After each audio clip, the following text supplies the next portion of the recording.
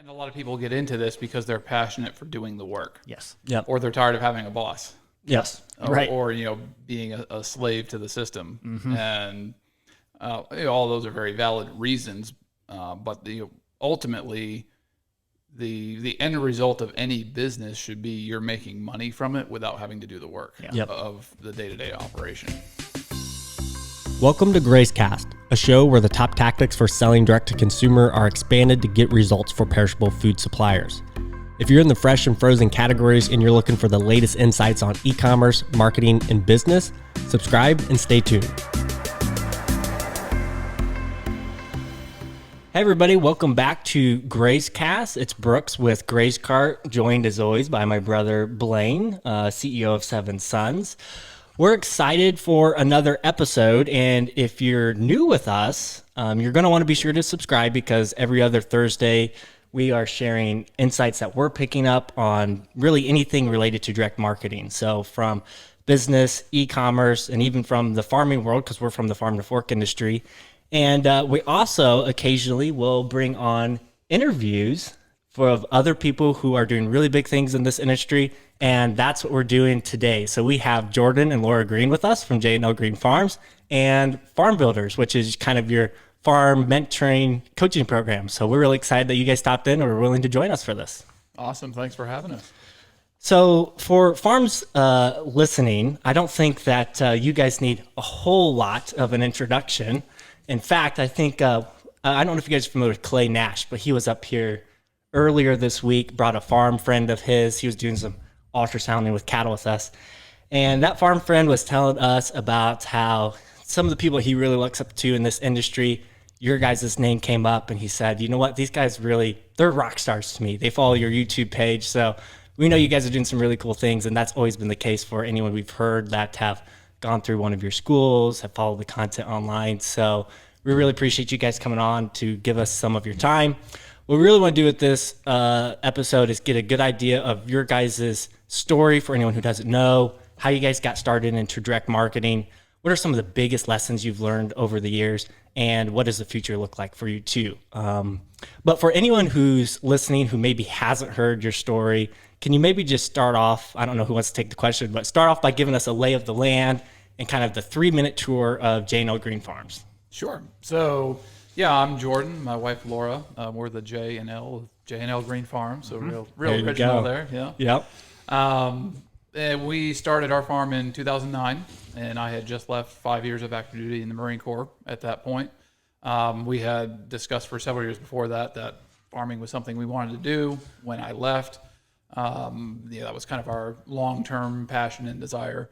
And so we had an opportunity to move back to Virginia and get started on a leased piece of property and started producing pork and poultry and managing a beef herd at that location for a few years. And over the last 12 years have grown it from just the two of us doing it full time to building a team, to adding more rental properties, to developing new properties, last year was a year that we bought our first farm. So for 11 years, it was entirely on leased property, but largely direct to retail. We do a little bit of wholesaling. We sell piglets to other farms, usually in the East Coast of the United States.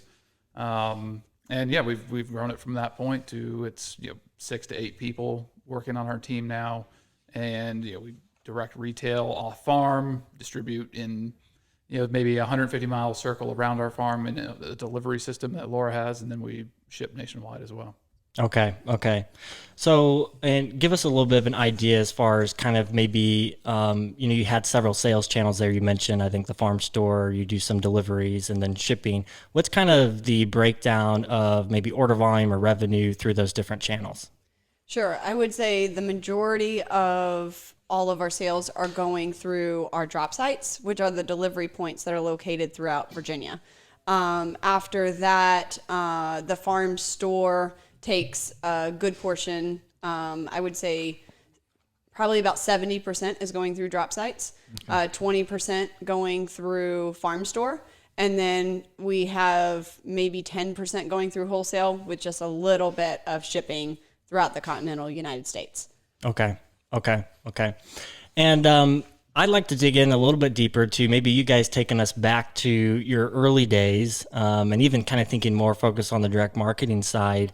What were some of the biggest challenges that you guys had to deal with when getting started to really get that snowball rolling, back in the early days, looking back? Yeah, where'd those first customers come from? That's everyone's question they're asking when they first get into this. Where do you get those first 100 or 200 customers? You beg and plead and stand on the roadside with like, please buy from me. No, I'm kidding. That's where it starts. We always remind people, like, when you're trying to get someone to buy food, it's not like you're trying to convince them to buy something they hadn't been buying before. They were already buying it somewhere. You have to convince them to stop buying it there, or they have to be convinced they're ready to stop buying it where they were and then buy it. Right. You're converting customers, Yes. not acquiring customers. Yeah. Right, sure. And I feel like really where your story comes in and how passionate are you about the food that you're producing. That really plays a role into how is the customer going to experience you. Yep. And really get behind the story of what you're producing. Mm-hmm. And so for us, it really looked like Jordan served in the military, was there for 5 years, and then we were, had that decision of, do we continue going and go until retirement, or get out and start the farm, which was a lifelong dream kind of thing. Yep. And so I was doing a banking job, he was doing military, and we decided to move from South Carolina to Virginia to start this farm. Mm-hmm. And so we went full-time. We jumped full-time into farming, 100%. All of everything was coming since we started back in 2009. 100% of our salary, what we've been living off of, has been from the farm. So we kind of go from extreme, one way or the other. Kind of seems like, we used to have separation for deployments, and now it's like, oh, we're going to work together. 100%. Yep. We're all up in each other's business. Yeah. So what that looked like at the very beginning for us is we started by producing pigs for a wholesale, for another farm who needed more pork than what they had. So this is your first customer? This was one of our first customers, yes. That allowed us to really get into, okay, we can grow 80 or 100 pigs for them right out the gate. Yep. And so that gave us a little bit of volume, and then we were also allowed to take off whatever pigs we needed to start selling at the farmer's market. Yep. So we started there, and I remember getting our first 1 and 2 pigs back, and stored in this, chest freezer, and you're all excited, to get your first product back and start selling. And our first farmer's market that we went to was this very small farmer's market that about every 5 minutes one person would walk by this farmer's market, and you're getting all excited, and it's like they might not even stop, but it was exciting because someone stopped in the parking lot of this farmer's market. Right. And it was, the word on the street was like, go down, 45 minutes, there's another better farmer's market, Jump so ship. yeah, exactly. So we continued to do that little one for that season, but we also went and jumped into another farmer's market. And that one, we were doing 400 sausage, egg, and cheese muffins every week. Mm-hmm. It was taking me 3 people to staff this concession trailer along with our frozen meats. And it was the best solid farmer's market we could ever be in. Mm-hmm. We always had a line, and it was 7 hours of a farmer's market, but our line stayed solid. And it was just, everyone's always like, oh, I'm getting in line. I don't even know what I'm getting in line for, Right, just get in this popular line. We say free smells. Right. A line builds a line. Yeah, I was going to say, you can kind of hack that, get your family and friends to build your line at the farmer's market. Absolutely. It'll work.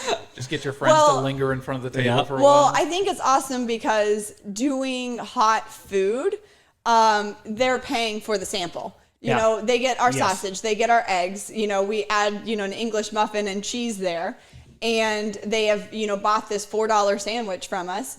And then from there, that's not enough. They want sausage to go home with them. Mm-hmm. They want the eggs to go home with them. Yep. It was really the number one thing. We went through so much sausage from that farmer's market of people actually tasting it and knowing, oh, your sausage is so different. Mm-hmm. It's not the typical sausage. Mm-hmm. And so through about 5 years, we did farmers markets. We were up to about 5 to 7 a week that we were doing. We would be getting up at like 3 to 4 in the morning, getting chores done. Wow. We would leave the farm by 6, drive into DC, which is around our area. We would do 2 different farmers market that day. We'd be home by midnight to get back up at 4 to leave the next day by 5:30 on the Saturday morning to hit the farmers market to work until like 3.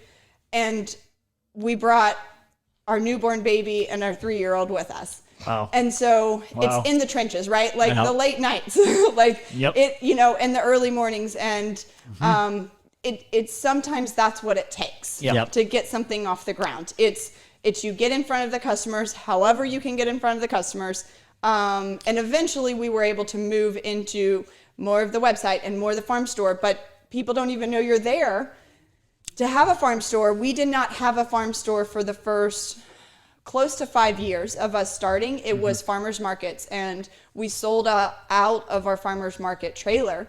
And it was just an enclosed trailer, and we sold out of the freezers that we had there. Yep. And when people came to our tour, it's like we didn't have a farm store for them, but they could come. And Jordan is an amazing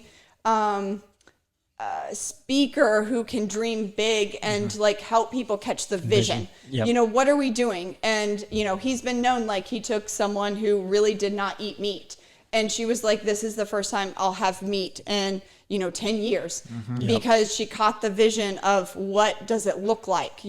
This meat that we're producing is so different than just meat. Yep. Sure. It's like not even the same product. Sure. So that's what I was going to ask. Do you guys, we get the question from time to time, I'm sure you do probably as well, but for someone new getting started, do you feel like, farmers market get a bad rep often, as far as being too saturated, and, you'll get folks who are in there who are undercutting you on pricing with a similar product.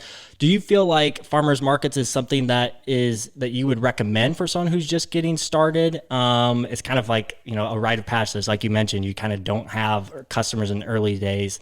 So is that something you're always going to recommend when you're getting started, is to still leverage farmers markets for that? And are you guys still going to any today?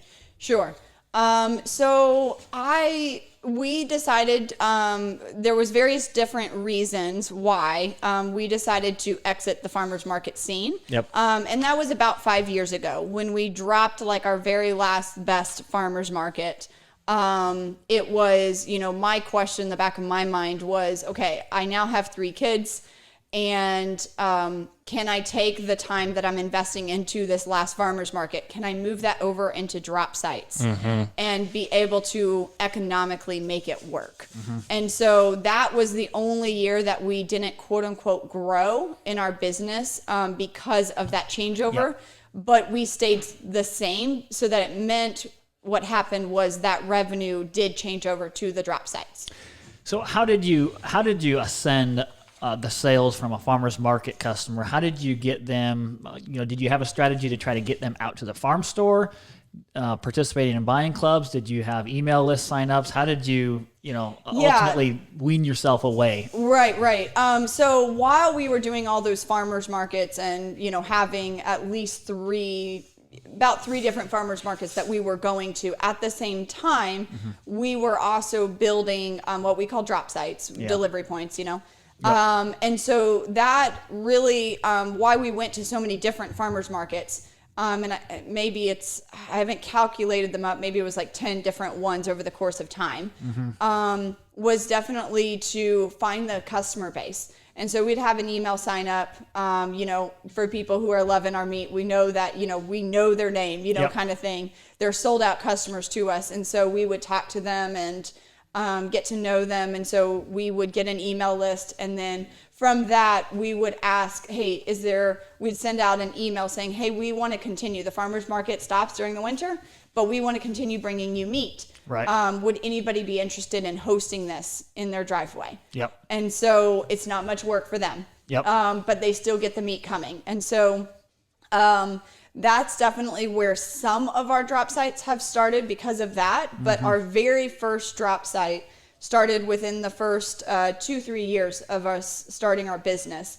And this homeschool mom came out and she bought a whole bunch of stuff. And then she was like, do you deliver? And I was thinking, well, if you have friends that buy like you, I think I do. Yeah. Yep. Exactly. $700. Yeah. You know, like, okay, if you have more big families, you know, with 12 kids, then sure, I Yeah. think so. Yep. And so we told her, like, okay, well, if you get 10 families together, collect them up, then yes, I will deliver. Yep. And so we started with email. Of just, you know, sending out an Excel sheet with what we had, and we would have them send us their order. They'd email back that order. They'd email us back the order, and I was just using Excel to figure out what their order was. And now there's so much better things out there for cheaper. Right. But not back then, you know, Yeah. 12 years ago. Nothing can replace that face-to-face interaction with learning who your customer is and who your customer isn't either. And it's hard to do that offline or online. It's easier to do that offline. So that makes a lot of sense. So you use farmers markets for initial exposure to help build drop sites, but also just finding people that had tribes of people that could host a pickup location and kind of spread the word that way. Yeah, and then once I got that first drop site started, she had friends and Yeah. people drove, you know, and they might be 45 minutes away, and I'd be like, hey, you're driving. Yep. Would you be interested in hosting? And so then it would start out another one and another one. And so I think we're around like 15 drop sites now. And so they're just scattered throughout. And, you know, it's still kind of the same way of how do I spread? Sometimes it's a core customer who's driving Yeah. a longer distance. Yes, and then you ask them to see if Exactly. they'd be interested Absolutely. in it and spread it from there. Yeah. Yep, that's the same thing we went through. Yep. Yeah. And how often are you delivering to those locations? Once a month. Okay. Yeah. Okay. And mostly frozen products, or do you guys have fresh products that you're selling as well? We have frozen meats. We do eggs and raw milk cheese on the side for fresh. And then we have raw honey and soap that comes from our lard that a farm friend likes to make. Yep. So very, very little bit on the extra things, but that's where we're at right now. So where are you guys seeing a lot of your growth coming from today, outside of getting, you know, kind of the gift of a pandemic, which, you know, a lot of us benefited from during that time period. But now today, where are you guys kind of focusing your efforts on growth as far as channels, and where are you seeing the majority of your growth? Is that coming through home delivery and shipping? Is the buying club still growing? What are you seeing? Yeah, really the drop sites are really where my passion lies, and connecting directly to the family. Yep. Directly to other moms who are trying to do what I'm trying to do, which is crazy busy life, you know, kids around the house, and how can I get a clean, healthy meal on the table? And so my passion really lies in families and wanting to help them succeed and getting clean food. And so that's really where I'm pushing. We do some wholesale, some shipping, but I really like relationships. And so to me, I don't get to see my ship customers face to face very often. Yep. And that kind of is sad. Yep. So anyways. So just the practicalities, who's making the deliveries? Do you guys, have you got to the point where you hired someone to make deliveries for you to those drop sites, or? So I have not hired anyone yet. I'm Okay. personally doing the deliveries. Okay. It's one of those things. My passion still lies building those relationships and seeing those people. And so I've hired people to work for me, but they still are doing other things in order for me to still have the time to go make these deliveries happen. Yeah. Because again, I want to connect them directly to us as a farmer. And maybe there will be someday that I find a passionate person, you Yep. know, like me, Yep. who I can let them take it. But for now, that has been, we've looked at it, you know, it's something that other farmers do. You know, where do you start letting other people take over? But I think we have to look at our strengths and weaknesses and what will get us up every morning. Yep. You know, I want to be with people. I'm an extrovert. And so I'm not very excited about sitting behind a computer as much as physically. I actually really enjoy loading orders or going to drop sites. Like these are things I really enjoy doing. That gets you out of bed in the morning. Yes, yes. And I think that's key, because you mentioned too, getting started, like how do you get those first few customers? Well, one thing you hit on was you have to be passionate about this, because it is hard work, and you have to be willing to go through the farmer's market early morning days, and do what it takes to get it started. You just have to have that passion to keep you going. Yeah, that has to weigh heavier than I don't want to get out of bed. Yes. Another thing I wanted to back up to, though, is the fact that, and I feel like this was different from the time that we got started, and even different from the time you guys are getting started, or you got started. There is more opportunities now to work with other farms that already have established direct market that may need additional supply. Yes. 20 years ago, we were getting started. There wasn't hardly anyone else doing it. Yes. Now that's kind of you guys mentioned that was one of your first ways you started marketing pork was to another farm that needed additional supply. So that created a little bit of a flow for you guys, I'm sure, to start building on top of. Absolutely. And the other thing too is you don't need to necessarily produce everything yourself. Yes. It's okay to start with just chickens or just beef or just pork and let someone else who's doing it right and good fill in. Yep. Because ultimately you want to fill your customer's basket. They're going to come to you generally because of relationship. You can find other people who are doing these things, but Yes. it really comes back to relationship. Can you give some examples? So you guys started with pork. Was there any point you worked with another farm for another product that you could at least offer to your customer, but you didn't have to raise it yourself? Was there any products that you did that with early on, or did you start pretty much producing everything yourself? We started producing everything for ourselves early on. Last year was actually our first big collaboration with other farms. Yeah. Because we have an established e-commerce setup and shipping already in place. As you guys know, COVID hit and it exploded. And so we burned through all of our product real quickly and depleted our inventory out. At the same time, other farms were having the exact inverse problem, that they were all oriented towards big wholesale accounts or restaurants, and that just blew up on them.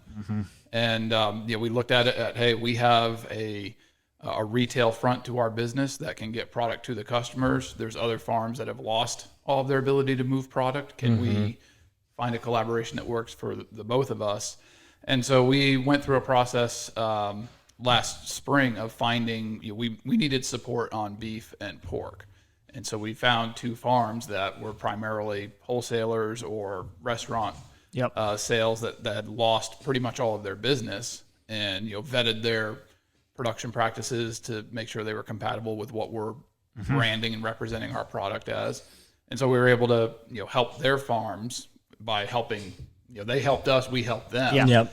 And by bringing in beef and pork from them, and we made it clear to our customers, hey, we're bringing in some product from these other farms. You can look at what they do.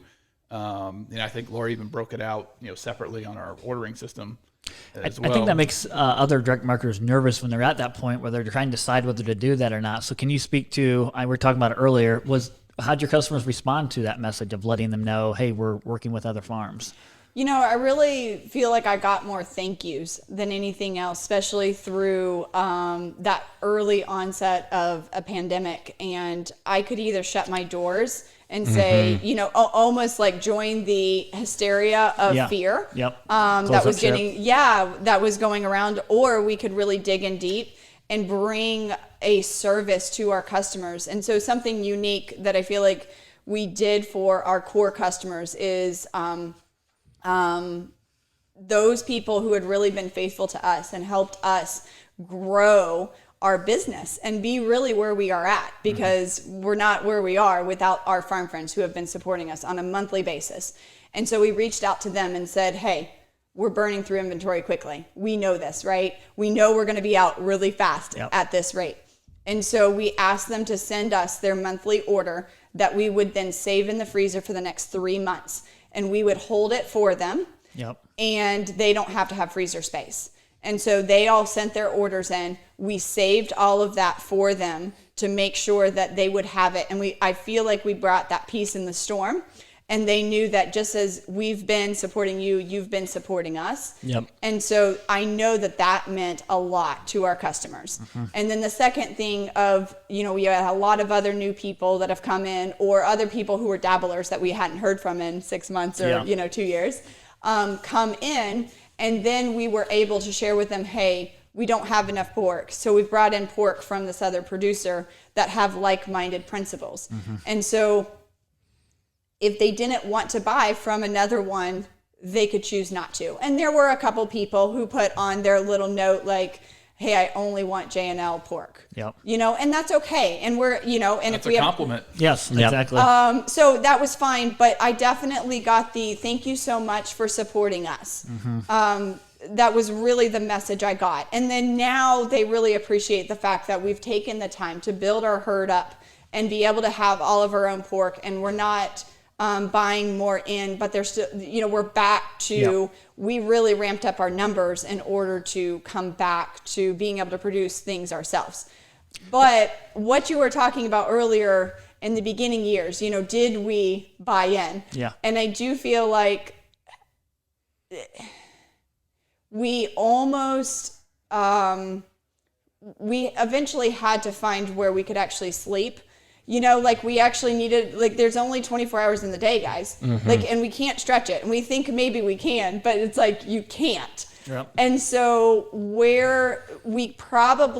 learned some lessons the hard way. Yeah, so looking back now. Yeah, so looking back, we were like, oh, no one does duck eggs. We should do duck eggs. And no one does grass-fed and grass-finished, 100% grass-fed and grass-finished lamb. We should do that as well. And so we were doing all these different enterprises. And 11 different things. we're running a little ragged. Our CFO calls that diversification, I think it is. Yes, or we've called it death by diversity, and that's actually a real thing. And us regenerative minded farmers, we love diversity, but there is such a thing as too much complication in your business and running out of steam that can cause death, and so there's a balance to that. Absolutely. Yep. You can do many things, but do them at a very mediocre level. Yes. Yep. And it needs to get to a point of doing a few things very well, and then you can dabble in kind of some outliers. Yes. Yep. It's like picking up any new skill, right? You want to get to mastery, and that can happen the fastest through focus, and then move on to the next thing. So it doesn't necessarily mean you shouldn't try a bunch of things when you're starting out, because when we started, we thought broilers, chicken would be our centerpiece enterprise. Because, of course, that's the big thing in Virginia is, pastured broilers. That's where Polyface is, and all that. And, in our naivete of starting up, we didn't realize that probably means market saturation. And so broilers are not a centerpiece enterprise. They never were. But because we did a bunch of different things, we found what could become the centerpiece enterprise and focused in on that. But that's the key, kind of have an idea in your mind of what success looks like, and be able to, if you are experimenting with a lot of different things, that's good. But, I think we talk about it as fail fast. So you want to fail quickly to know what's working well and what's not, and where you should be focusing. Focus in quick. Yes. Yes. I mean, at the beginning, we all have to do it. Getting started, you just throw mud at the wall. But eventually, you have to stop throwing and figuring out what is sticking and being able to make the pivots. And sometimes they feel painful because a lot of times you had investments in some of these other mudslinging thing activities going on around the farm, and you've got to be willing to cut the losses. I don't think any of us were sad to see the ducks go. Well, and I would say too, sometimes we don't know where does our passion lie. Yeah. If we don't have experience in those different enterprises and those different things, we wouldn't know, or we don't know that we're actually passionate about farrow to finish. Yeah. And doing the pork until we're actually in it, and then we're like, oh, there's actually some really cool things that come out of pasture forest raised pork, and let's actually really tap into that. Yep.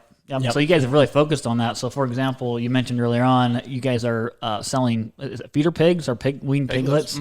How much of that makes up the total hogs that head that leaves your farm? Like, is that a big component of what you guys do? Oh, sure. If you're looking at it by the head, 90% of them are leaving the farm as piglets and going somewhere else. Right now we're running about 240 sows. Wow. But we finish out about 300 a year for ourselves. So, the balance of those piglets are going elsewhere.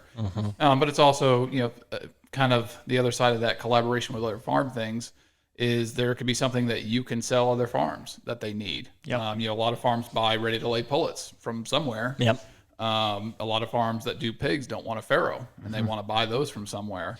And, farrowing farms for a pastured-based phenotype, it's becoming a pretty rare thing, at least on the East Coast. That was the problem for us when we were getting started with pigs, is we couldn't pick up the phone and get 50 piglets that were genetically adapted for a pasture environment that just didn't exist. And so we kind of backed our way into a farrowing operation. And then we figured out that a lot of other farms were kind of in the same boat. Same problem. We could sell them piglets and achieve scale in an operation. And again, you guys are taking advantage of where our industry is right now and where there's opportunities. Because we talked to other direct marketers getting started, and the question is, am I too late? Like, you guys have been going for so long. Well, no, you're not too late, because there's all new opportunities now. As you were just mentioning, you're supplying a resource to other farms now that are in this same niche. Yeah. And you got started by supplying finish hogs too to another farm. So Yeah, I mean, there's a term in the military we use. It's called supporting elements. yeah. And for every soldier or Marine on the ground who's a trigger puller, so actually out in combat, there's 30 dudes behind him just making sure he's got bullets and food and everything he needs. Yep. And it's the same is true in any marketing enterprise, that there are so many supporting elements that are needed to make a farm successful. You need people who can work on freezers. You need people who can repair machinery, and all these are vital elements for a business to be successful. So not everyone has to be out pounding the pavement at the farmer's market or running an e-commerce site. There's a lot of room for a lot of other people in this. On More this room now than there has been in the past, and when we got started, or maybe even you guys got started. So Well, and I love how much more there is supporting farmers in the website and apps and software platforms that were not out there before. They were so far and few between, and now we have more of it now than we ever have. So far and few between that we ended up building our own. It wasn't because we had this vision to do it; it's because we needed it and it wasn't out there. It wasn't something we wanted to do, but it was a necessity thing. Which same thing goes with even coaching and education. Right now, there's people in the industry who have had success and are turning to and very willing to share that, which is what you guys are doing with the Farm Builders brand. So dig into that a little bit. Tell us, how did that get started? Was that kind of something you stumbled upon, or is that something you always knew that you would do with the YouTube page and the Facebook group? But I guess first, give us a lay of land of what's all there. You guys provide consulting in schools, but what all do you offer through that brand, and how did that get started? Yeah, Farm Builder's kind of a passion side project kind of thing. When you're doing anything, you look for complementary enterprises and where's other opportunities to market something. And that's kind of where Farm Builder came from. Was we're online. We do a lot of social media stuff. And have a lot of groups that we were part of, and I was seeing the same questions pop up over and over again in these say Facebook groups. Like, how do I start a pig operation? And the idea was, well, I'm just going to make some videos on how we do these things at scale. Because even in 2015, there was a lot of homesteading channels on YouTube. There's a zillion more now. Nothing against homesteading, but there was not a lot of scaled application channels. And so I was like, all right, well, just instead of me answering these questions for people who are looking for these answers, because one of my things about my personality is I like to see the job being done with the right tools in the right way. And it pains my heart to see a newbie floundering around and struggling with something. It's like, hey, just do this. And when this you and know this. you have the answers too. Right. So the easy one was, well, just make a video about this, and whenever someone asks the question, I can just say, here's a link, watch the video. So it started off with basically deciding, all right, we're just going to hit full force on the socials with this. So starting a Facebook group was Farm Builder Entrepreneurs. Starting a YouTube channel. Just making videos, on cell phone and just simple editing and saying, hey, here's how we do this at scale. And kind of has grown from there. We do a little bit of consulting. It's something that I could probably do a lot more of. I just don't have time to do that really. And we do a couple on-farm events / schools a year, which are what we really enjoy doing. And that's people from all over the country coming out for 4 days to see how we do farrow to finish and how we market it. And 20, 30 people come out, and it's a good time. Are those separate farrow to finish schools, and then you do a separate marketing school? Yeah, or they're what? two different schools that are butted up together. So I do the first 2 days, and then Laura does the second 2 days. Teamwork, cool. Okay, and how many people do you have in the Facebook group and following the YouTube page? I know it's grown quite a bit. So right now there's, I think, 27,000 in the Facebook group. And we try to keep it on point. So many Facebook groups become just mired in political bickering over stuff. And that was something we made pretty clear, and my moderation team really does a good job on keeping up with is, hey, this is not about, it's even not so much about promoting one production model over another. It's what are you doing on your farm and what works for you? And are you making money at it? And if you want to talk about that, we can have a discussion about that, or if you have a question about something, and leave kind of the political bickering, not like politics political, but even inside of is it rotational grazing or is it managed intensive grazing? And you get these little kind of bickering and disputes going. Yeah, everybody finds Satan somewhere, right? Every industry has that. So. Right. Let's just focus first on being successful as businesses. Yep. And then we can kind of refine the process. But what works for us in Virginia is not going to work for someone who's farming in New Mexico. It's going to be a totally different production model. Yep. There. But we can help share principles. We can share principles. Yep. And so the YouTube channel is growing. Right now I think it's about 47,000 subscribers there, and again, something that we could probably put a lot more effort into. Yeah. But we are actually farming for our living, right? and got to spend a lot of time on that, and so this is a side passion project. Yeah, that's great. I know that takes a lot of effort, so kudos to you guys to being willing to share and just be an open book for other people to follow. So you guys have, through those channels, have become mentors to many. But even backing up from that, who were some of your guys' key mentors as you look back the last 9 years? Who were those key contacts that you can almost say, if I didn't have those contacts or those mentors, made the key difference for you guys? Yeah, I mean, obviously for me, I went through Polyface's apprenticeship program in 2001 and 2, so 20 years ago, before I went to the Marine Corps. Okay. So that was a good exposure to doing these pasture-based production models at scale. Yep. My parents had a little farmstead thing where we had chickens and goats and that kind of stuff. I had a job as a teenager working on a commodity poultry farm, and so I had that experience, which I knew I enjoyed farming, but not doing it that way. And Polyface was a good way of seeing how it's done at scale with this direct-to-retail pasture-based type of system. So that was certainly instrumental in coming out of the military and getting our own operation started. The military gives you a lot of good experience that translates well to farming, and I jokingly say they teach you how to suffer well. And, that's what you have to do. You need a lot of that. Yeah, I mean, when it's kind of the similar thing, that you're going to be out in the weather and going to be cold and going to be miserable, but at least the pigs don't have AK-47s. So. This is a good episode for people that are just thinking about getting started with farming and direct marketing. Are you willing to suffer? Yeah. Well, but also knowing that you can overcome things that you think are impossible. Yeah. Especially the Marine Corps does a very good job of pushing you to where you think your natural limit is, and then showing you that you can actually go much further than that. That you can work 7 days a week for a couple of years if you need to. Yep.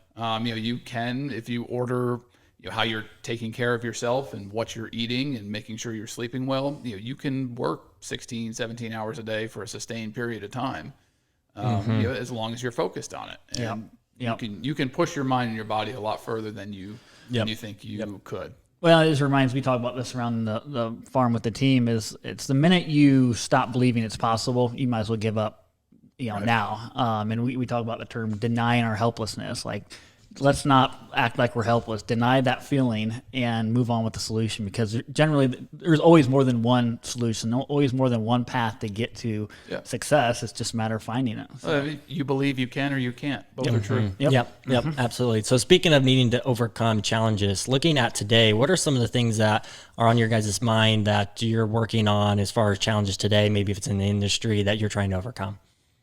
Yeah, that's a good question. What's on your radar? I would say the team and employees and just really building a good team and environment. It's like you get into farming because you love farming and you're passionate about it. And so us as business owners and ultimately team leaders for the business, we have grown in the area of leading people, and will continue to grow in leading people. And so we have to continue to pivot ourselves and continue to build ourselves just emotionally, physically, mentally, spiritually, in order to be able to be the leaders as you become bigger. Because I know that the people that we were when we first started, we don't look the same now. But we cannot look the same as we are now 10 years from now, because that means that our business is not going to grow. You will cap your growth as leaders will cap your farm, Yes. and will cap the growth of the people below you as well. Absolutely. So, yep, you have to keep Yes. growing, and that takes a completely different mindset than just going out and getting the work done. Absolutely. It takes a growth mindset and stretching yourselves in ways you maybe not thought about stretching yourself and growing in those ways. And just having the experiences, like when we did this, and how we structured our team in this, like this was very powerful. This was not powerful. Yes. This was sustainable. Was not efficient. Yep. And trying to figure that out. And that's a tough divide to cross, because you kind of have to take and transition to this phase of growing the business, building the business, and crossing a divide into growing the team at a certain stage if you want to continue to grow and build that team. And a lot of people struggle to make that jump from those two different phases. And we know that's been a challenge for anyone who gets to that growth phase. That's why I think it's important to define where it is you want to go, because if you want to just be a one-man show or just make it your family, that's okay, but just understand you now have a job and a lot of liabilities and a lot of inflexibility, but if you don't want to grow a team, that's a reality of what you're building, but you have to realize to get over that hump, you have to think beyond just doing the work. Yep. Are you an entrepreneur or an intrapreneur? Yes. Yeah. Yes, exactly. And a lot of people get into this because they're passionate for doing the work. Yes. Yep. Or they're tired of having a boss. Yes. Right. Or being a slave to the system. And all those are very valid reasons. But ultimately, the end result of any business should be you're making money from it without having to do the work Yep. of the day-to-day operation. And honestly, if you're really wanting to be a farmer, but not wanting to be leading a group of people, why not go join a group of people who Yes. are already going and can bring value and bring such a key player? Yes. Because when you're on the top, you're actually most of the time making less money than actually working in the business. Yes. Right. And so if you want to be, just have it easier, just go work for another company and get to do what you love doing, which is say working outside and working with the animals, or you like doing, this over here. It doesn't mean you have to start your own farm. Yep. Sometimes that looks like joining a team who is doing it right. Which is another important thing to remember, because as the industry has matured more, there are more places that you can turn to be a vital role in a Absolutely. growing business, especially if you're trying to get involved in a certain type of agriculture, trying to get into regenerative farming. You feel passionate about that, but don't necessarily have even just the capital, land inheritance, but then even too, just the mindset to want to grow a team and manage all that. You can focus and be a key part of someone else's team. So that makes a lot of sense. Yeah. I wanted to quickly transition back to kind of current environments, current circumstances. I think a lot of people were hoping for the COVID-19 pandemic to kind of be a large wake-up call for consumers to help realize that there's some fragility in our food system, and we're hoping to maintain a lot of that growth that we all saw through that time period. So turn it to you guys. We've been asking a lot of folks, what have you seen as far as we all experienced that growth there, March time and beyond in 2020? How much of that have you been able to retain from looking at numbers? What does that look like today? Yeah, I think Laura would say that we've retained a lot of the more direct to retail customers. Yep. What was a real wild fluctuation was wholesale accounts. Okay. That big different CSA distributors that all of a sudden blew up their business that were looking for a lot of supply. The nice thing is they can give you a lot of volume real fast, but the kind of negative side is they can take away a lot of volume real fast when they decide that they need to slow down. Yep. So overall, last year went way up for us, and it's throttled back some, but it's maintaining a much higher level than, let's say, 2019. I was wondering that. Yeah. Or where we had projected it out from that point. To me, I think we're about to see essentially kind of a second wave. That there's a lot of labor shortages right now, a lot of strikes across the industry. All the things we're seeing with problems at seaports and Logistics, imports and yeah. logistics. 80,000 truckers needed. I think we're going to start seeing some of those empty shelves again popping up, and prices are certainly going up. And I think we've seen that some of our orders are starting to come back. Yep. And so what that'll pan out to be will be very interesting. But the big lesson from COVID for us was just the acceleration of cycles, of the speed of change, of making pivots incredibly fast. And that's where being a small business can be an advantage, because you can pivot very quickly and change. I don't know if you remember back when the pandemic first hit, Sanderson Farms made an announcement that they were changing their packaging configuration by 3% to retail. So, typically, let's say a big integrator is doing 50% going to grocery stores and 50% institutional packaging, which is just in boxes going to restaurants or hospitals or whatever. What caused the meat shortages was all of the institutional stuff dropped away, and they couldn't pivot fast enough to configuring all the product to direct to retail. You just don't have your processing assembly lines set up that way. And it was like a big deal. I think it was in Meeting Place or one of the big industry publications that Sanderson said, "Hey, we're shifting 3% towards retail." That was huge for them, but so little. It helped so little at that time. Yeah.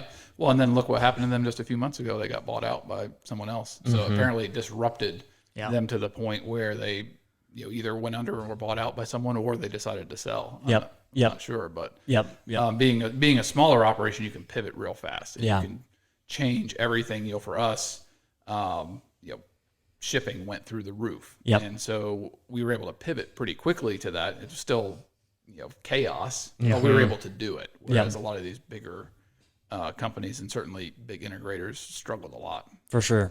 What were some other changes that you guys were just forced to have to make during that time period? I mean, growth always forces change. And I know we look back and kind of through that little 3-month period, our business, we were forced to change more than we had in the last 3 years combined.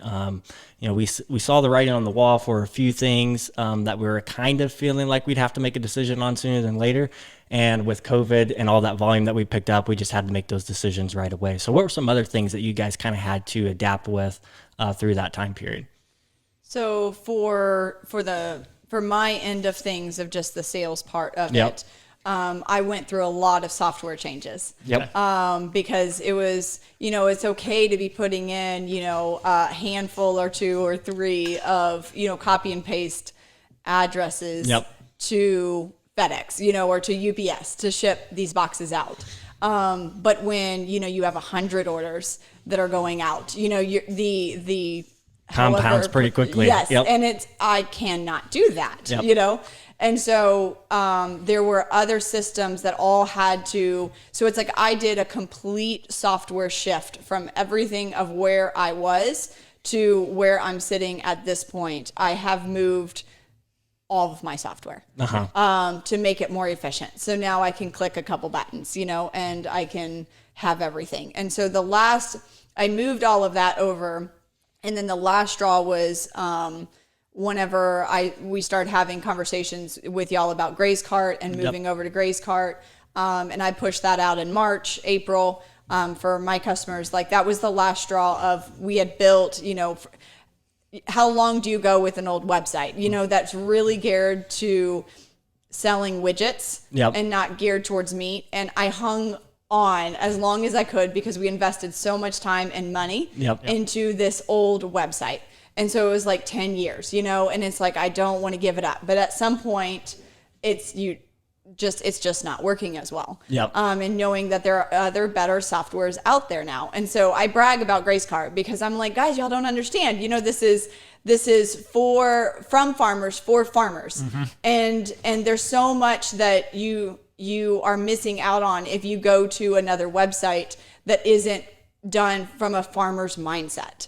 And so I love Gray's Cart in that aspect, that it's affordable, and it's one of those ways that it's like you don't know how much money you're saving by having this website that does what you're looking for it to do. Well, and that goes back to what you guys were talking about earlier too, just knowing what your time is worth. And as you continue to grow, looking at ways to, at some point you're going to have to hire, but, automating things is another great way to expand that time and make your time even more valuable through that. So, Yep. Do we have time, Brooks, to jump on to the greenwashing question? We do. Yeah. What have you guys, how do you see the future with, just larger brands and packers jumping on board, trying to use the buzzword regenerative. There's a lot of claims about pasture raised out there, whether it's eggs and there's a lot of imports coming in on the grass-fed beef side. Just a lot of greenwashing that's happening. How do you think that's going to affect, the next 5 to 10 years? And do you think it's affected what you guys are doing? Yeah, it's funny how you see a label like every 10 years come along. Yeah. It was organic for a long time, and then it was sustainable, and now Cage it's free. Yes, right. One of the early ones. yeah. Now it's regenerative, and they are descriptive terms that usually end up being corrupted. Yep. Once industry gets their hands into them, and government wades in and tries to do something. I don't know if it'll be any different now than it was when organics was the thing and then sustainable was the thing. We've seen this repeat itself. Yeah. On many, yeah. Mm-hmm. Yeah, that you look at, big industry is big and powerful, but it's slow to pivot on things, like we just talked about, and it's hard for them to adjust course. And is that the area where us as small producers, they're the big huge battleship, but we're the little PT boats that can whiz around and launch the torpedoes, so to speak. Mm-hmm. I don't see it hurting us tremendously because we're carving out. It's already established. We can't compete on cost of scale with these guys, but we are branding our product and attracting a customer base that is looking for direct connection and looking for integrity. Yep. And even things of that seeing their money flowing back into rural communities and revitalizing those rural economics and using that story. I don't think industry adapting certain practices or terms will hurt us on story. Because that's what we're selling is the story of what we're doing. And if people are starved for authentic story these days. Yes. If you look at a lot of small brands that are growing now, even outside of say the food space, they're selling $150 pairs of jeans. Yeah. A good example would be like Origin. Yep. If you guys have heard of them, they're selling a very high end product, but what they're selling also is the story. That hey, dirt to shirt, basically all of it's done in the United States, and people are wanting to support that because they're tired of their money kind of going off to areas that maybe they don't agree with or they don't know where it's going. Yep. And the speed of information and technology that we have now makes it easier to tell that story, but also for the consumers to know what's actually going on. They can see what you're doing on your farm. They can look at Google reviews of what's going on, and also they can see what's going on with these other places. And it's hard to keep industry secrets anymore. So regardless of greenwashing, regardless of the big meat packers trying to jump on the bandwagon of some of these consumer trends, trust is what we're ultimately in the business of, and that can't be labeled. It can't be enforced. Right. It's a relationship, as you were talking with your customers. Perfect example this week. With Belcampo. Yeah, I heard about that. And what was it, like 4 or 6 months ago? They got busted for bringing commodity stuff in the back door and selling it out the front. Now, I don't know if that was just one location or something that was corporate wide. Right. But that does not help your integrity. Yep. So on a practical level, for someone who's turning to you guys, just getting started today, I know you alluded to some of it earlier, but what are some really practical things that you can do to start learning how to tell your story, if that's something that's very new to someone as far as getting in front of a camera or talking face-to-face to customers? Yeah, we talked farmers markets were a great way. Your buying clubs face-to-face. Any other practical ideas or helpful tips? Reps. That's the great thing about farmers market is it gives you reps. But even now, what I tell people who are wanting to get into starting a farm is you can start telling your story and selling your story right now. Yes. You can say, hey, start an Instagram page, start Facebook, TikTok if that's your jam. Yep. And start selling your story, because what people are drawn to is story, not product. The product is in their face all the time. Yep. They want story. And so what I tell couples who are or people who are wanting to get into this is start selling your story and don't actually start a farm first. Find someone who's already producing and say, hey, I want to buy 1 beef and 2 pigs a month from you or whatever. Start marketing that product, and you can integrate that into your story. That, hey, we want to start a farm someday. Right now we're starting to sell for this farm, and this is what they're doing, and we're helping them out by selling here. And as you become successful at marketing a product and you earn your stripes on how to actually sell and move a product, then you can look at it and say, all right, this is what's moving well at these markets or whatever I'm doing. And so this is what I'll start producing first. And, if you got your piece of property, you can start producing that one product, and phase that farm out and say, hey, we're not going to take any pigs next year. We're going to be doing our own. Yep. This really helps on the economic end, that it shortens your capital cycles. Yep. That if you've got X amount of money to start a farm, don't lock it up in the asset of the property or the expense of the infrastructure and gear. Keep that money flowing through your sales and marketing side initially. So if you can cycle your capital, say once a month, at a 10% margin, you're going to grow your money a lot quicker than if you went out and bought a farm. Yep. And Mark, we always bring up to our clients that marketing. When we look at the economic chain, the marketing chain produces 80% of our margin. It really does, in what we do. So you have to ask yourself, where is the majority of your capital tied up? And if it's tied up on the farm production side, it's hard to ask. You can't starve growth into your marketing business. You have to have the freezers. You need to have something to get it delivered to the farmer's market or the buying clubs. And we've seen that as a mistake. Even a mistake we made was just underfunding the actual tools we needed to get a market to get off the ground. And because you can so early on just buy the farm, buy the tractor, the 4-wheeler, get some livestock there, and then by the time you have product back from the processor, you don't have money for the freezer or the truck to go deliver it. Yeah, I hope everyone listening to this realizes how important what you guys are saying, because at the end of the day, there is no silver bullet, right? This takes time to get started. So the earlier you can start telling your story, earlier you can start marketing, the better. We say that if we were starting over today from scratch, we would fire up a website, start an email list, and that social media following 2 years before we had a product ready to sell, which is a great way to start building a following, because what's it going to do? There's nothing that you have to lose. The worst that can happen is by the end of that time, you have some customers who have a relationship with you and are willing to buy. So, yep. And I would say one of the things that we also did in order to really kind of bring out our marketing game would be, our strengths doesn't necessarily look like everyone else's strengths in the world, right? And so you might have customers who have strengths in areas that you are not, such as photography, copywriting, whatever it might be, and you can bargain. I look back at all of the ways that we bargained of like, hey, you like pork and I like good pictures.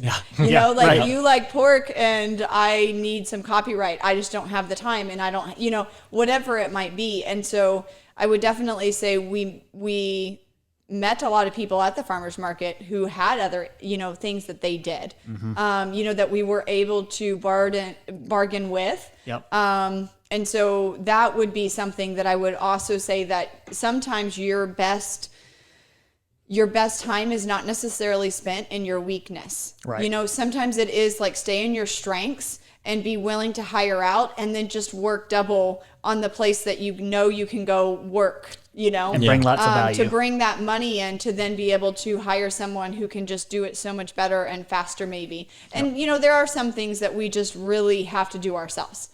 Yeah. There's not money for that when you first start a farm. Like, I get it. We had to do our own accounting books for a good while, and it sucked, and not my strength, but I did it, because it's like you have to.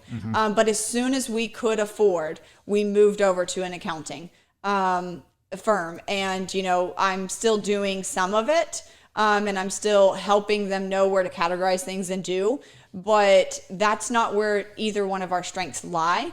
And so we might as well let someone else come in and, get their salary from us, and let them do it. There's people out there that love to do the things you hate. I think Yes. Joel Salatin said that one time. That's the first time I heard it said. It's so true, though. Yeah. Yep.